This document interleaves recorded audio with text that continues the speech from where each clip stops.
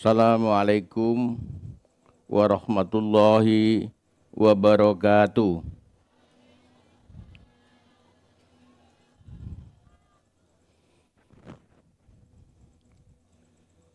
Bismillah,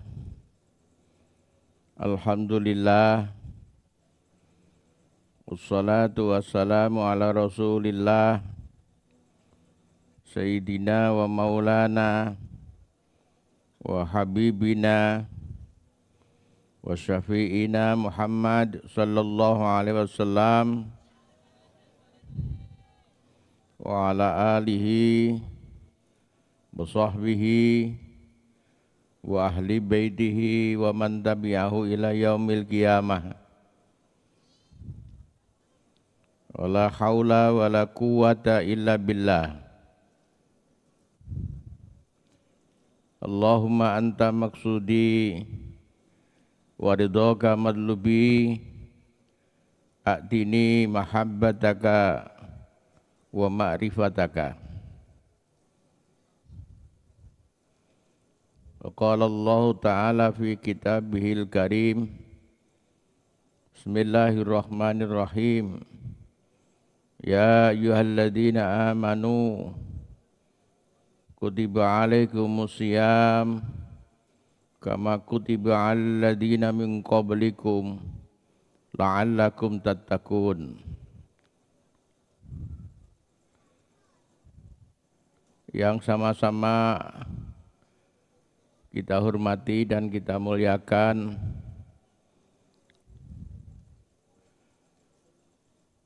pemimpin lembaga di bawah pesantren modern Al-Amanah,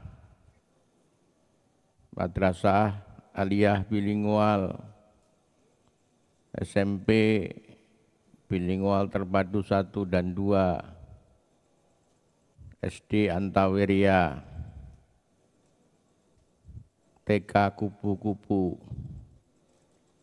Sekolah Tinggi Islam Al-Amanah. Juga yang kita hormati para asatidz dan ustadzat, santriwan, santriwati yang kami sayangi dan kami banggakan. Pertama, kita bersama-sama membaca Alhamdulillahi Rabbil Alamin. Alhamdulillah harus menjadi tradisi santri, utamanya di pesantren Al-Amanah.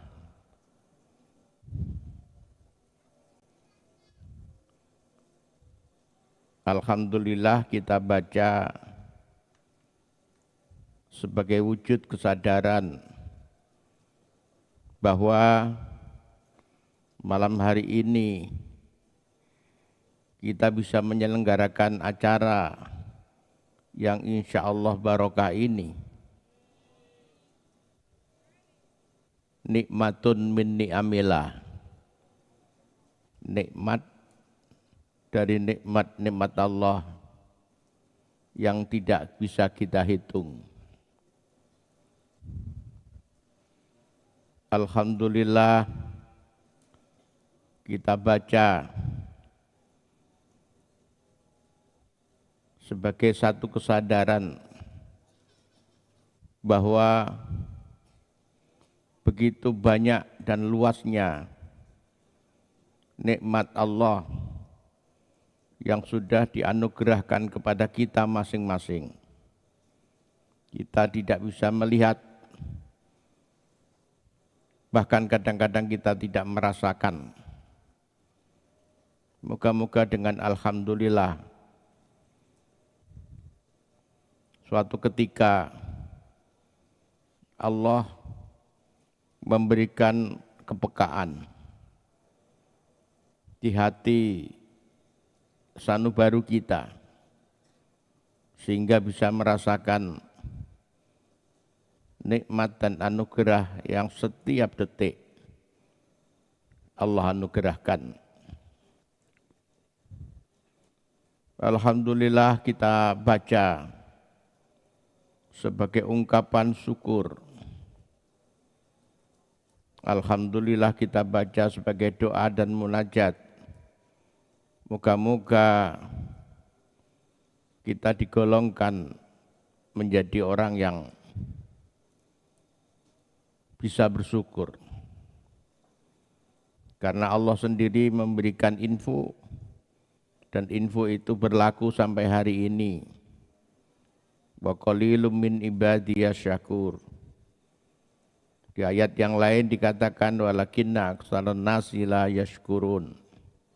Sedikit di antara manusia, sedikit di antara para hamba yang bisa bersyukur. Termasuk kita yang hadir, mungkin termasuk apa yang Allah isyaratkan. Moga-moga dengan banyak membaca Alhamdulillah, seperti diajarkan oleh orang-orang tua kita dahulu, sedikit-sedikit membaca Alhamdulillah, sedikit-sedikit membaca Alhamdulillah, kita digolongkan oleh Allah menjadi orang yang sedikit itu, yaitu abdan syakura min ibadi syakur. Amin Allahumma amin. Yang kedua, salawat dan salam kita aturkan kepada junjungan kita Gusti Kanjeng Nabi Muhammad sallallahu alaihi wasallam, keluarganya, sahabat-sahabatnya, orang-orang yang mencintai dan menjunjung sunnahnya. Sebelum saya menyampaikan beberapa kalimat dalam acara yang penting ini, lebih dahulu saya perlu menyampaikan ucapan selamat kepada Ibu Nyai.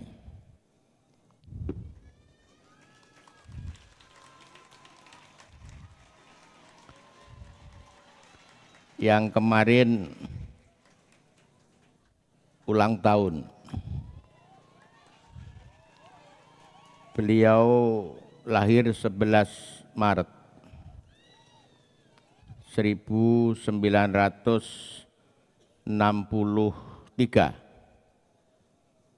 terpaut 4 tahun dengan saya.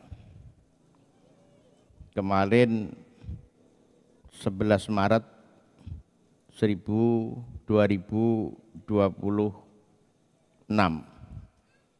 berarti usia beliau sudah 100 tahun. Kurang sedikit.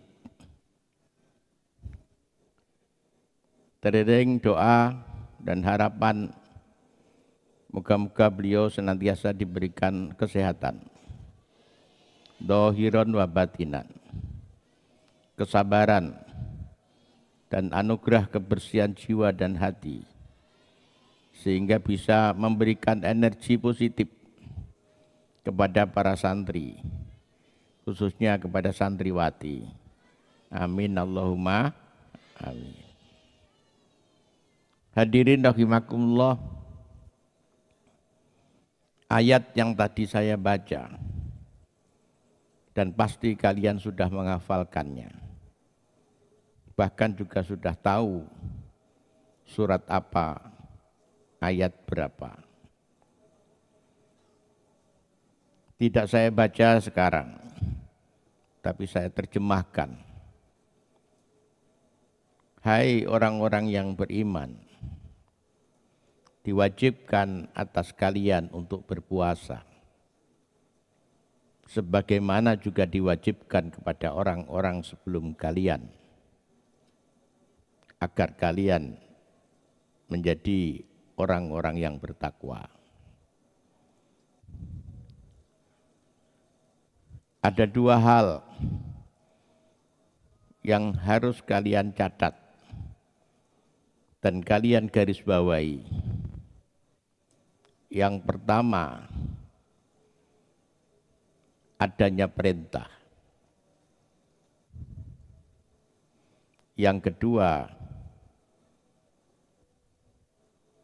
perintah puasa. Banyak perintah, tapi di dalam ayat yang ini adalah perintah puasa. Dua hal ini kalian berikan garis bawah. Jangan dilupakan. Perintah ini sangat istimewa, penting, luar biasa.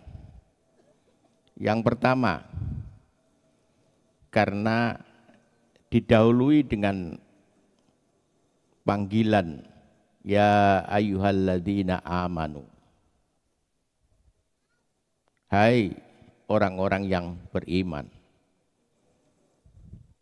Manusia di dunia banyak,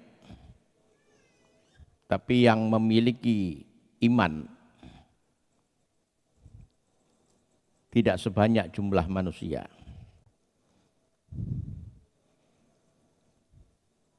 Dan iman bertingkat-tingkat.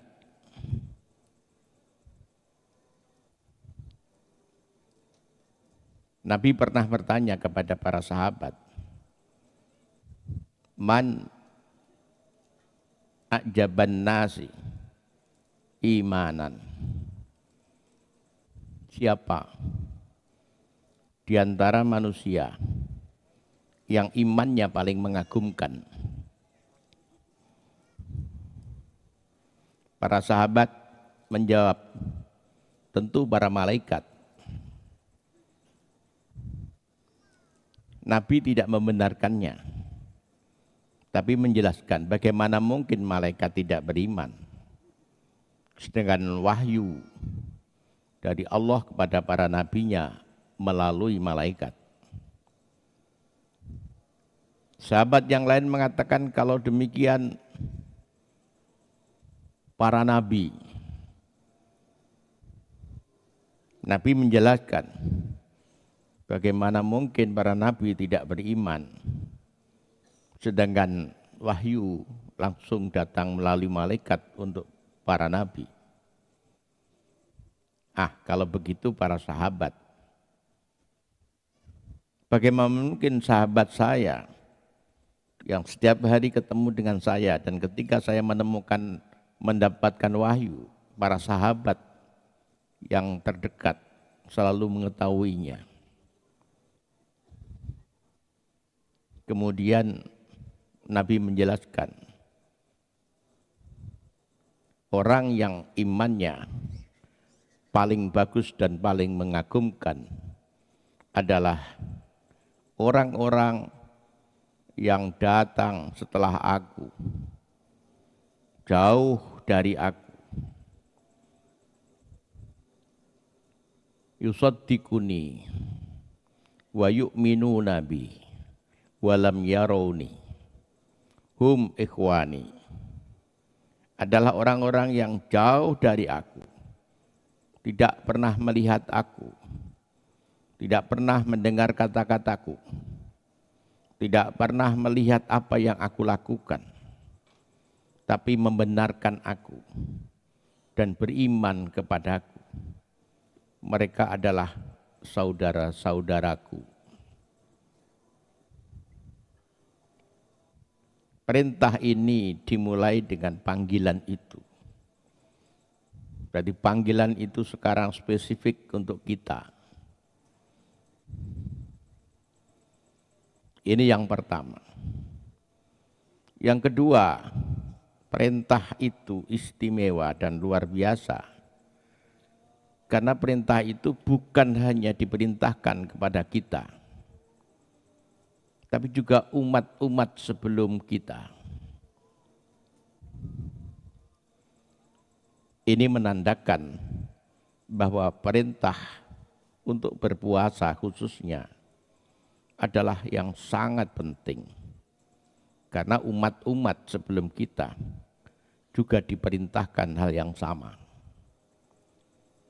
Yang ketiga, perintah itu istimewa Karena di ujung perintah ayat itu, la'allakum tattaqun.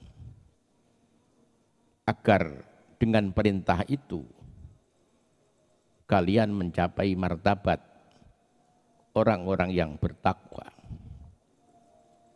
Kita tahu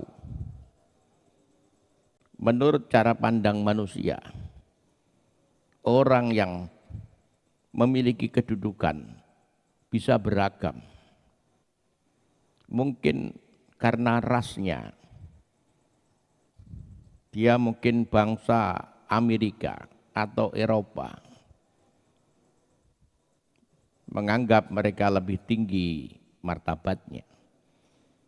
Mungkin karena kekayaannya, mungkin karena ilmunya, mungkin karena keturunannya. Menurut manusia. Tapi menurut Allah, orang yang paling tinggi martabatnya hanya satu. Tidak peduli dia orang Eropa atau Asia, tidak penting mereka kaya atau miskin. Anaknya siapa, tidak akan dipandang. Bahkan Rasulullah Shallallahu Alaihi Wasallam menyampaikan kepada kita, innallaha la yanduru ila suwarikum wala ila ajsamikum. Allah tidak akan pernah melihat bentuk dohirmu, tidak pernah melihat juga, mempertimbangkan juga bentuk tubuhmu, aksesorismu. Walaupun kalian mungkin berhias setiap hari berapa kali dengan biaya yang sangat mahal, Allah tidak memperhitungkan. Tapi yang Allah lihat secara detail, walakin yanduru ila qulubikum. Tapi Allah akan melihat hatimu. Rasulullah Shallallahu Alaihi Wasallam juga memberikan isyarat ketika berbicara tentang takwa. At-taqwa hahuna. Takwa itu ada di dalam hati. Mungkin bentuknya terlihat, dia orang yang soleh mungkin. Dia terlihat, mungkin dia orang yang dermawan. Mungkin dia orang yang sosial, tapi sekali lagi itu tidak selalu selaras dengan kondisi hatinya. Oleh karena itu, para ulama sungguh memperhatikan masalah hati. Rasulullah juga selalu mengingatkan dan perlu terus digarisbawahi. Inna fil jasadi mudghah. In saluhat saluhal jasadu kulluh. Wa in fasadat fasadal jasadu kulluh. Ala wahya al-qalb.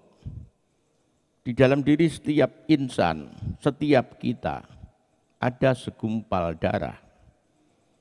Kelihatannya hanya segumpal. Tapi kata Al-Ghazali, ia adalah raja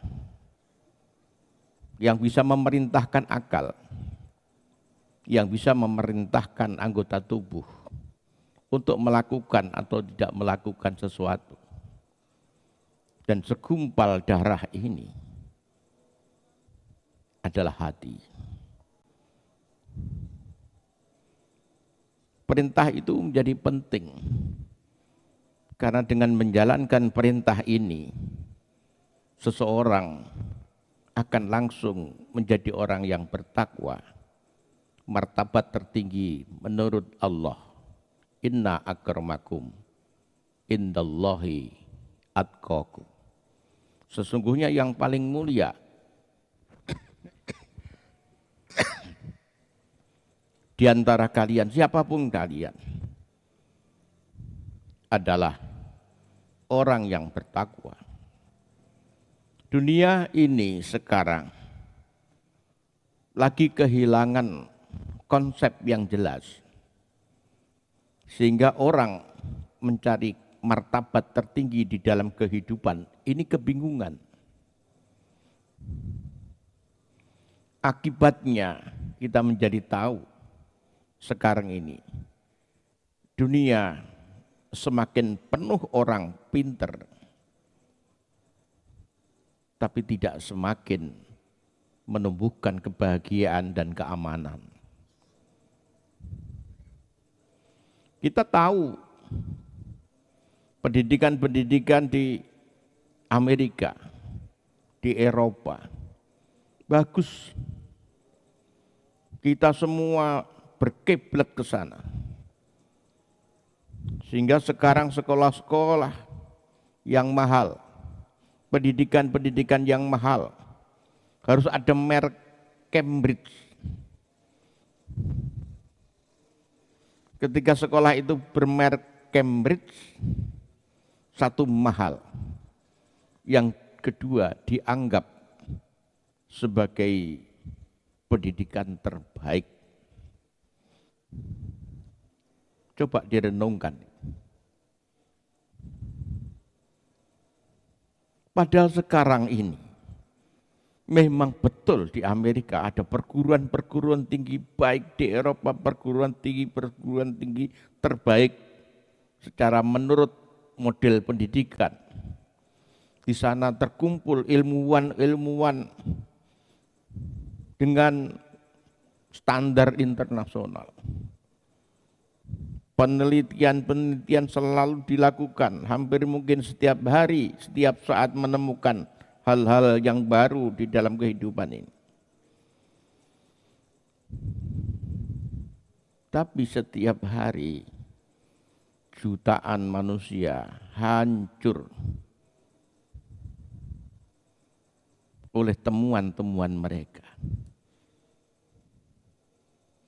Berapa ratus ribu manusia yang meninggal di Gaza, Palestina. Berapa ratus ribu manusia yang meninggal di Iran saat ini. Berapa ratus ribu manusia yang meninggal di Afghanistan, di Irak, di Libya, di Ukraina. Satu senjata yang mereka produksi dengan sangat luar biasa, yang ditembakkan dari Jenwangi ini bisa sampai di Jakarta hanya dalam tempo beberapa menit. Di Jakarta tidak sembarang tempat yang ditembak, tapi ada tempat satu sudut di luas Jakarta itu yang sudah didesain dari tempat ini dan rudal itu sampai di sana. Dan tidak peduli berapa nyawa manusia yang meninggal. Dan mereka harus terus melakukannya. Karena enggak mungkin industri senjata itu kemudian terjadi pemutusan hubungan kerja karena diproduksi terus senjatanya dan bertumpuk-tumpuk enggak ada perang. Senjatanya terus ditumpuk-tumpuk di gudang karena sudah banyaknya,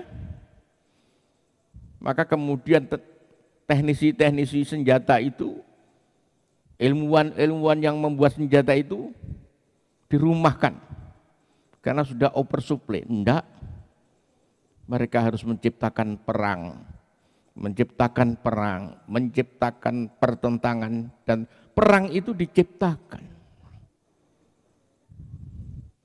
agar diantara tujuannya adalah agar senjata-senjata yang tersimpan itu habis dan industri perang itu tetap bisa berjalan, ekonomi mereka tetap bisa berjalan, orang-orang tetap bisa bekerja, resikonya jutaan manusia harus mati. Apakah seperti itu pendidikan yang terbaik? Para santri, perintah puasa itu begitu penting dan luar biasa karena 3 hal. Yang pertama, dimulai dengan ya ayyuhalladzina amanu. Yang kedua, perintah itu diberikan kepada orang-orang sebelum kita. Dan yang ketiga, perintah itu langsung menuju martabat tertinggi menurut Allah Subhanahu wa taala. Perlu kalian tahu, sebagai seorang santri harus punya cara pandang yang tepat tentang perintah. Anugerah Allah kepada kita itu perintah. Dan kita hidup ini di alam perintah. Saya itu hampir sering melihat YouTube setiap hari. Dan saya melihat betapa banyak orang sekarang kebingungan. Seringkali saya ketemu orang menyampaikan kesusahannya, kebingungannya. Apakah ekonomi sekarang dalam keadaan seperti ini ya? Usaha apapun rasanya sulit. Di bidang apapun rasanya tidak ada jalan keluar. Tapi di sisi lain saya melihat orang-orang yang belajar tentang perintah,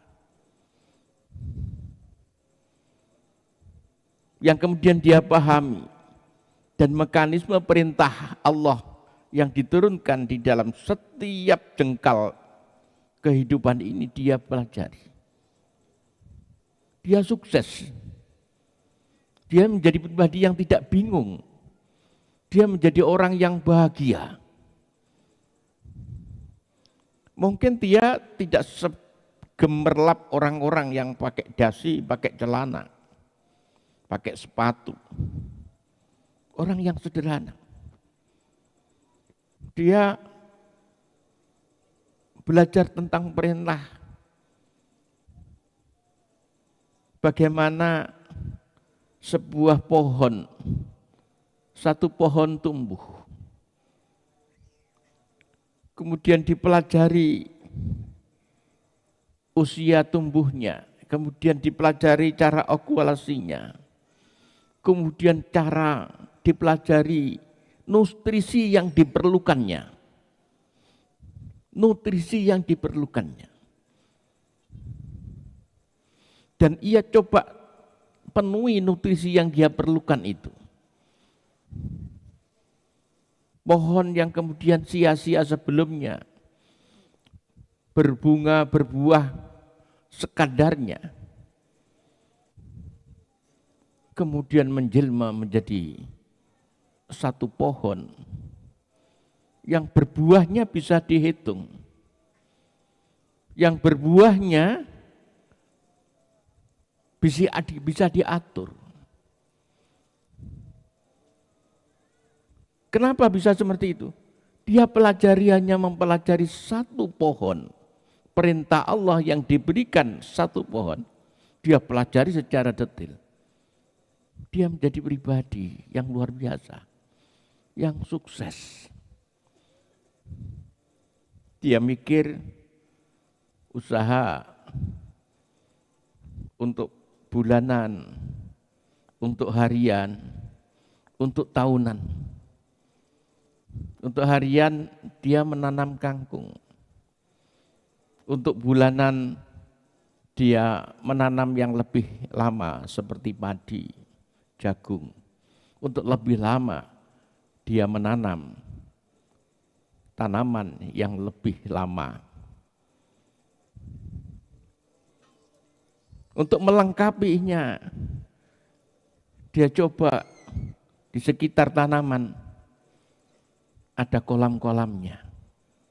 Di Thailand, saya lihat luar biasa ya petani itu. Di Amerika petani-petani itu sejahtera.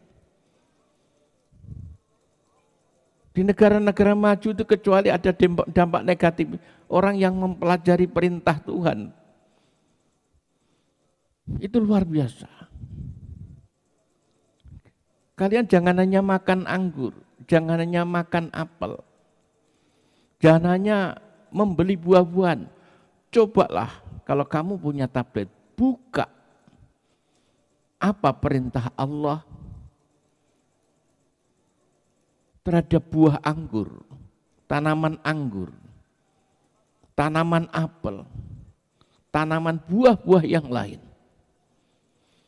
Kemudian cobalah browsing di dalamnya. Mana orang-orang yang belajar tentang perintah itu?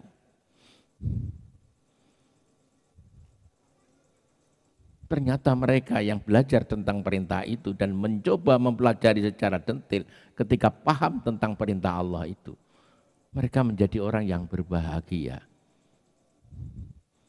Karena para santri, setiap perintah itu mesti mengandung dua dimensi. Yang pertama, hablum minallah. Dan yang kedua, hablum minan nas.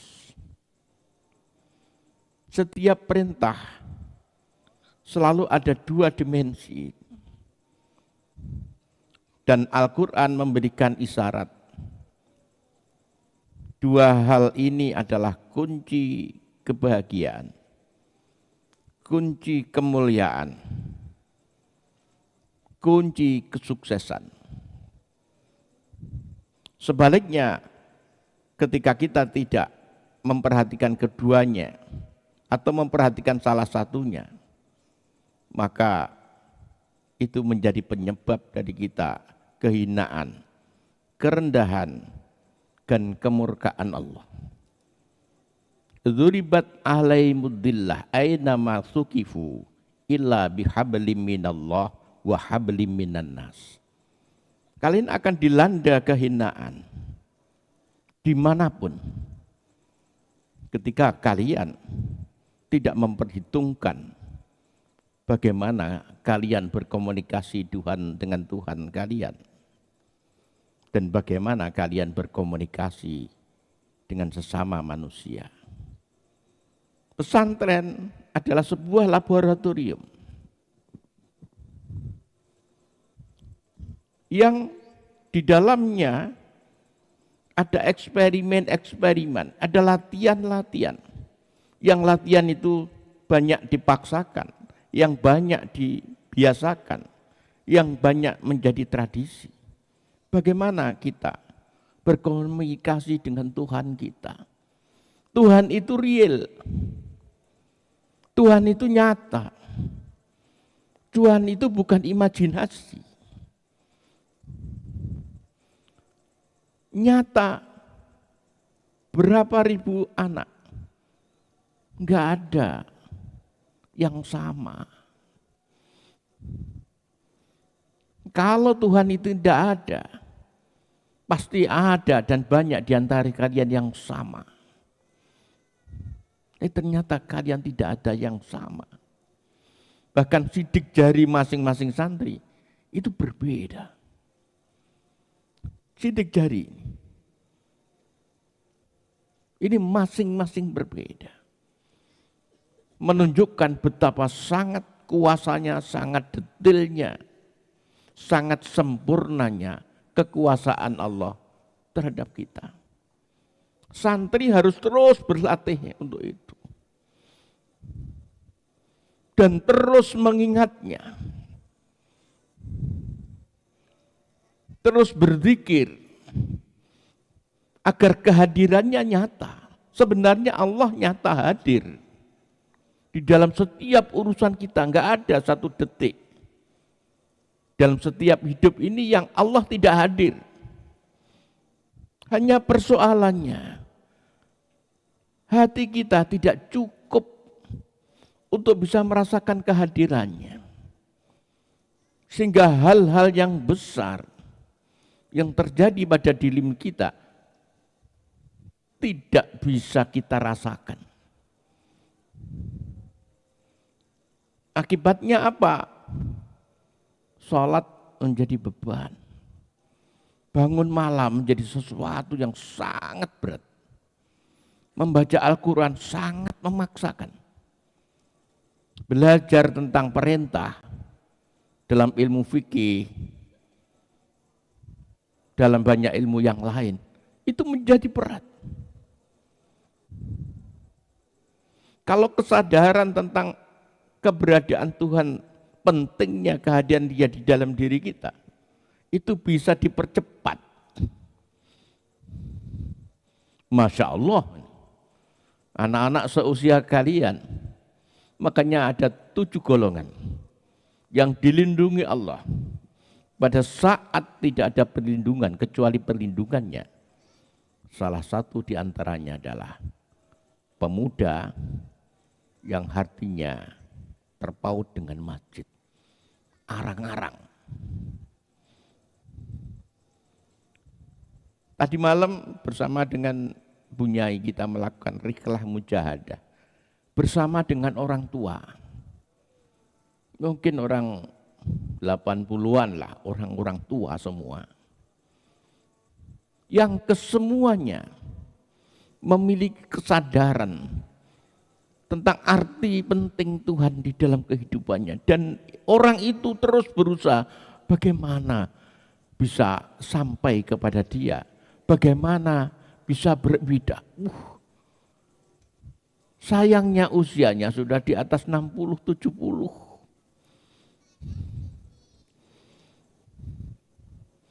Yang usia 17 enggak kita ketemukan. Yang usia 18 enggak kita ketemukan. Seandainya kesadaran tentang itu sudah dimulai ketika kalian usia SMP. Katakanlah ibadahnya tidak seperti orang tua, tapi sudah memilih pemikiran. Ibadah itu, Tuhan itu memberikan perintah. Tentu bukan untuk Tuhan. Tuhan itu sempurna. Tidak memerlukan sesuatu dari kita. Seandainya kita sholat semua, kemudian Tuhan bertambah gemuk, enggak. Kalau kita kemudian misuh semua, enggak mau sholat semua, ingkar semua, Tuhan menjadi kurus juga tidak. Allah sempurna, tidak memerlukan sesuatu dari makhluknya. Ketika Dia memberikan perintah, perintah itu di dalamnya pasti ada hablum minallah dan hablum minannas. Makanya sering saya buat contoh tentang bagaimana ada seorang prajurit yang pekerjaannya setiap hari berlatih. Bukan hanya di sini, di dunia manapun ada prajurit yang pekerjaannya setiap hari berlatih. Berenang, berlari, naik gunung, turun gunung, berenang di lautan. Berlatih menembak. Untuk apa? Untuk apa mereka? Capek. Untuk apa? Capek mereka. Jangan dikira enggak capek. Untuk sewaktu-waktu datang perintah, jawabannya siap. Orang-orang yang seperti ini yang kemudian akan punya kemungkinan menjadi jenderal. Orang-orang yang seperti ini yang punya kemungkinan naik pangkat. Orang-orang yang seperti ini yang punya kemungkinan untuk bisa melakukan perubahan-perubahan di dalam kehidupan ini. Ada tentara yang tidak berlatih. Ya ditempatkan di satu kedudukan yang tidak ada perintah yang berat. Dan mereka tidak punya kemungkinan untuk bisa menjadi seorang jenderal, tidak mungkin. Santri berlatih setiap hari. Bukan latihan ringan tuh bangun di malam hari. Kemudian sholat subuh berjamaah. Kemudian istighosah. Setelah itu siap-siap untuk sekolah. Kemudian sore hari pulang dari sekolah masih ada banyak kegiatan dan itu dilakukan setiap hari. Seperti Kopassus. Tidak. Tapi itu semua dilakukan ketika Allah nanti memberikan perintah. Dia bisa mengambil perintah itu. dan melaksanakannya. Perintah itu di-list oleh Allah. Kita berani mengambil perintah enggak? Misalnya ada satu daerah yang di situ adalah daerah tidak ada orang yang sholat. Di situ daerah penuh perjudian. Di situ daerah yang banyak kemungkaran. Tidak semua orang wah tempat seperti itu enggak nyaman.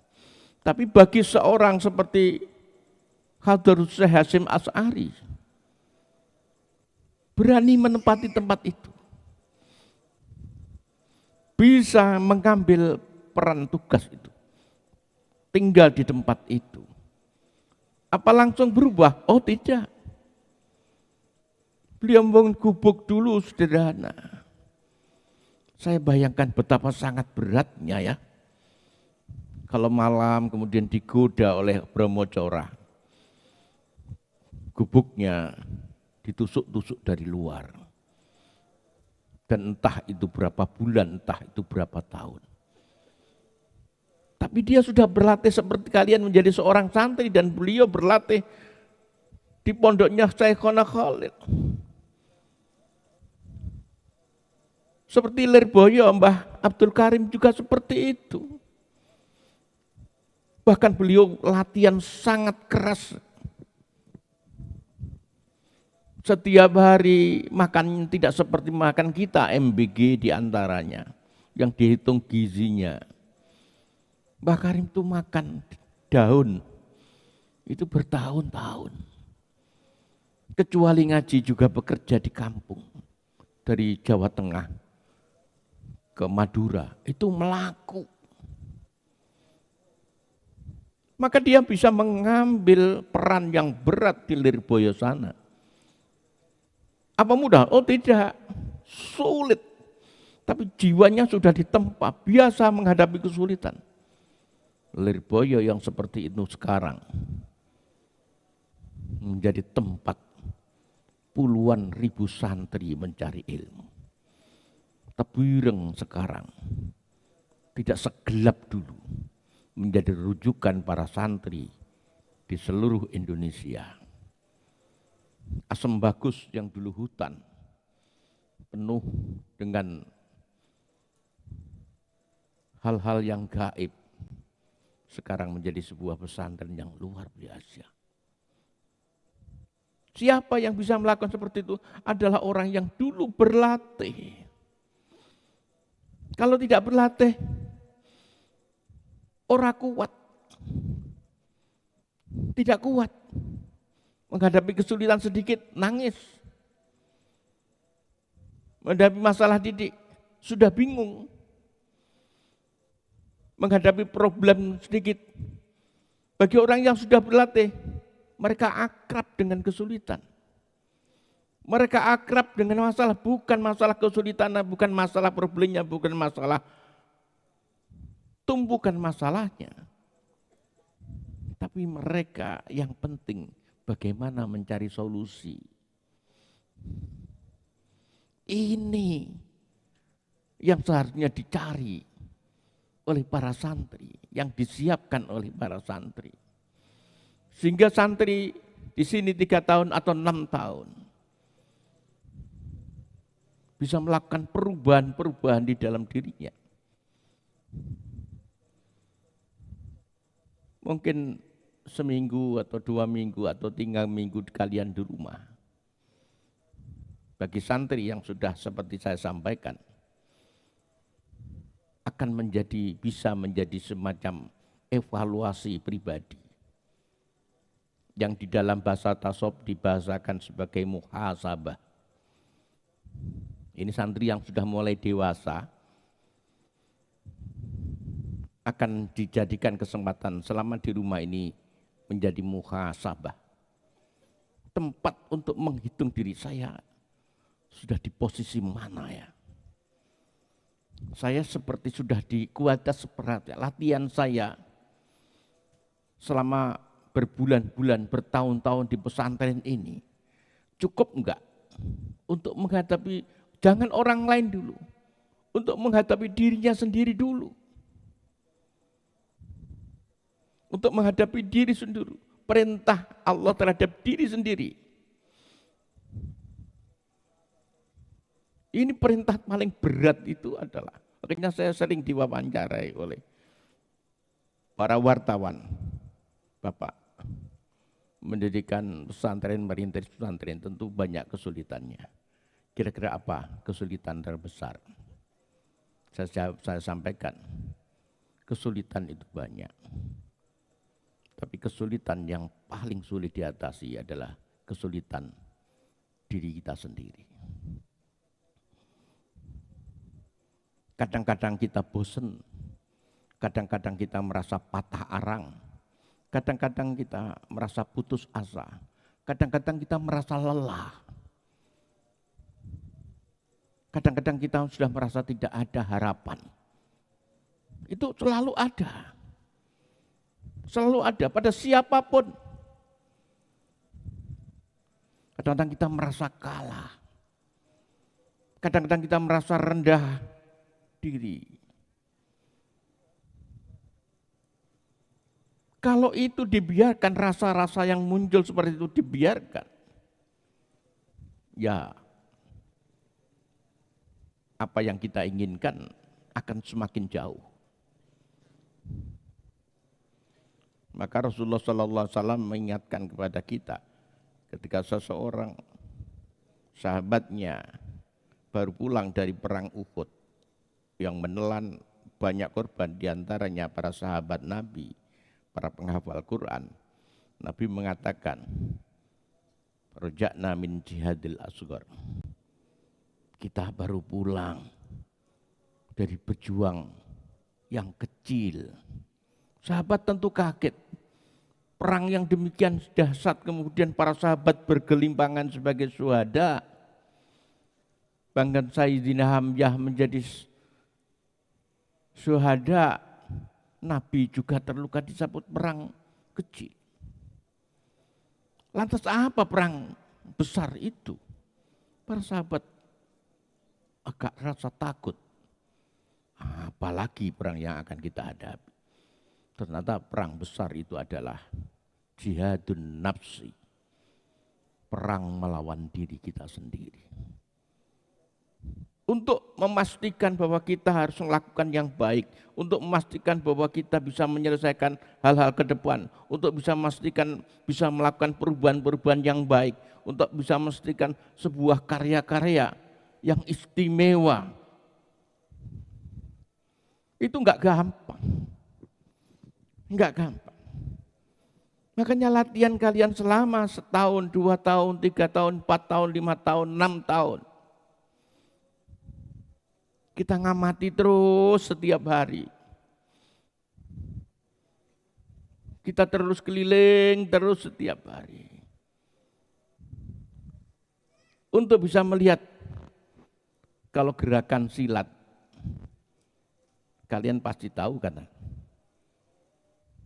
Itu gerakan seperti apa yang efektif, tendangan seperti apa yang efektif dan punya nilai. Tidak hanya kembangan-kembangan saja. Hidup ini bisa dilihat juga. Bisa dilihat juga. Santri ini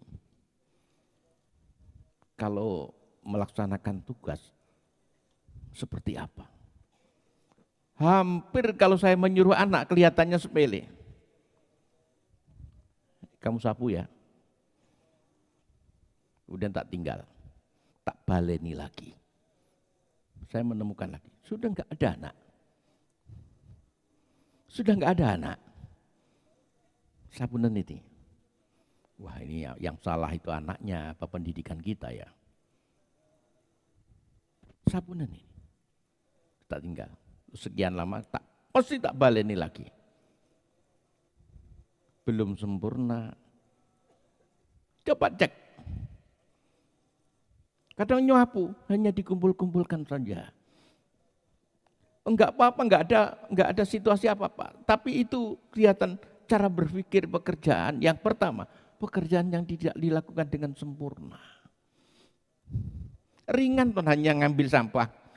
Tapi kalau itu tidak dibiasakan, tidak ditradisikan, sampai nanti dia melakukan sesuatu tidak sempurna. Padahal prestasi tertinggi menuntut kesempurnaan. Jihadun nafs. Perang melawan diri sendiri. Oleh karena itu seminggu, 2 minggu, 3 minggu di rumah, saya tidak pesan banyak. Jadikan itu momen sebagai momentum. Bagaimana kalian memanfaatkan latihan kalian di pesantren dan menjalani kehidupan dengan otoritas penuh. Kalau di pesantren kalian dibangunkan, kalian dipaksa. Kalau enggak akan kena hukuman. Tapi nanti di rumah kalian akan mendapatkan sayang orang tua, yang orang tua hampir mungkin sedikit yang memaksa kamu untuk bangun. Yang mungkin sedikit mengingatkan kamu untuk menghabiskan waktu dengan HP-nya. Mungkin hanya sedikit orang tua yang kemudian mengingatkan untuk tidak banyak bermain. Mungkin sedikit orang tua yang mengingatkan tentang kamu, tentang membaca Al-Quran dan sunnah-sunnah yang biasa kalian lakukan. Tapi keputusan melakukan atau tidak melakukan, itu ada pada diri kamu. Ketika kalian sukses, tidak ada yang melihat kesuksesan kamu. Orang tua kamu mungkin sedikit tahu. Tapi temanmu enggak pernah ada yang tahu, masa kamu akan kabarkan aku berhasil seperti itu? Dan kesuksesan itu tersimpan di dalam diri kamu. Seakan-akan sebuah peralatan yang cukup di dalam diri kamu untuk menyongsong tantangan-tantangan, ujian-ujian yang pasti datang di masa depan. Para santri dengan barokah Kemis malam Jumat di bulan suci Ramadan, di 10 hari yang terakhir. Moga-moga apa yang kalian latih selama di bulan suci Ramadan, yang kalian latih bertahun-tahun di sebuah pesantren, bisa kalian terjemahkan di dalam kehidupan kamu di rumah. Dan yakinlah, dan saya juga punya keyakinan, kalau kamu bisa melakukannya, kalian pantas untuk mendapatkan anugerah dari Dia. Karena hampir mustahil orang mencapai prestasi tinggi hanya dengan usaha yang normatif. Kalau hampir mustahil orang untuk mencapai prestasi yang besar dengan usaha yang normatif. Dengan belajar kalian seperti biasanya itu. Dengan cara kalian menghafal Al-Quran, dengan Al-Quran kamu tempat-tempatkan di segala tempat gazebo yang kadang-kadang kehujanan itu. Dengan kamu nggosok sandal, nggosok baju, nggosok celana. Ini kecil kemungkinannya. Kalau dengan usaha-usaha seperti itu kamu akan mencapai sesuatu. Usaha itu harus kamu sertai dengan riyadhah tadi. Kemarin ketika saya di Tuban subuh, Kiai Fatkul Huda ini menyampaikan Nabi yang sudah dikawal oleh malaikat ini perlu mukjizat. Perlu mukjizat. Sehingga 313 orang dengan senjata seadanya nggak mungkin bisa mengalahkan 1000 pasukan dengan yang terlatih, nggak mungkin.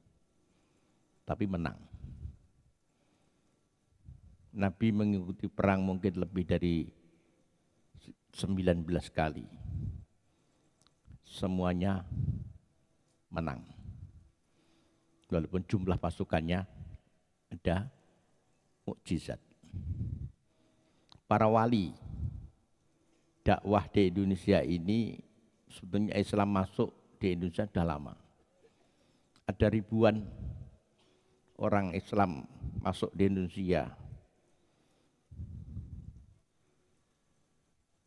melakukan dakwah. Tapi setahun, 2 tahun kemudian orang yang dakwah itu habis. Dikalahkan oleh setan-setan, dikalahkan oleh penduduk setempat yang punya paham Bhairawa Tantra, makan manusia. Para pedai-pedai itu, para dai itu mati, habis. Baru di abad-abad 8 itu muncul para wali yang dalam waktu singkat bisa menyebarkan Islam di Indonesia dengan karomah, keajaiban yang Allah berikan kepada para wali. Dan kita sering mendapatkan cerita tentang para wali, bagaimana beliau berdakwah. Bukan hanya dengan kecerdasannya, tapi juga dengan bantuan karomahnya. Oleh karena itu, para santri ketika kalian ingin menjemput masa depan yang selamat dan sukses, perlu maunah. Maunah adalah keajaiban yang Allah berikan kepada kita orang biasa. Maka kalian jadikan waktu kamu di rumah untuk menjemput maunah itu, keajaiban-keajaiban itu. Di samping kamu memiliki kecerdasan, semangat belajar, semangat untuk visi ke depan, riyadhahmu akan melahirkan maunah, sehingga kamu bisa menyelesaikan hal-hal yang besar. Dan Allah inginkan siapapun kalian sebenarnya agar memiliki prestasi yang besar. Karena besok ketika kalian sowan ke hadirat Allah, kalian akan bisa mempersampaikan, ya Allah, Engkau telah berikan kehidupan kepada saya dan berikan kesempatan saya untuk tinggal di sebuah lembaga pendidikan yang setiap hari saya sedang memacu diri untuk mencari ilmu. Dan ini, ya Allah, hasilnya. Moga-moga Allah senantiasa bersama kita. Akhirnya selamat berlibur.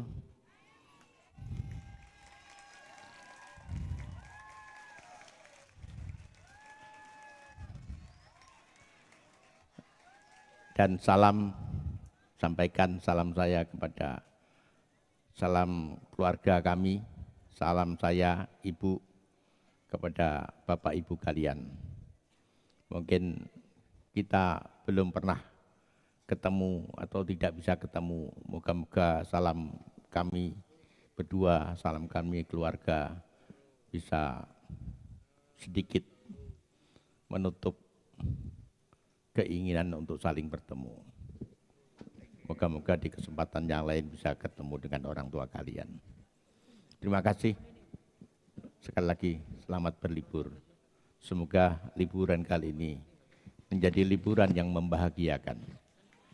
Liburan yang kemudian bisa menjadi momentum bagi kalian untuk menjadi pribadi yang Allah inginkan. Akhiran, wallahu muwaffiq ila aqwamit thoriq. Assalamualaikum warahmatullahi wabarakatuh.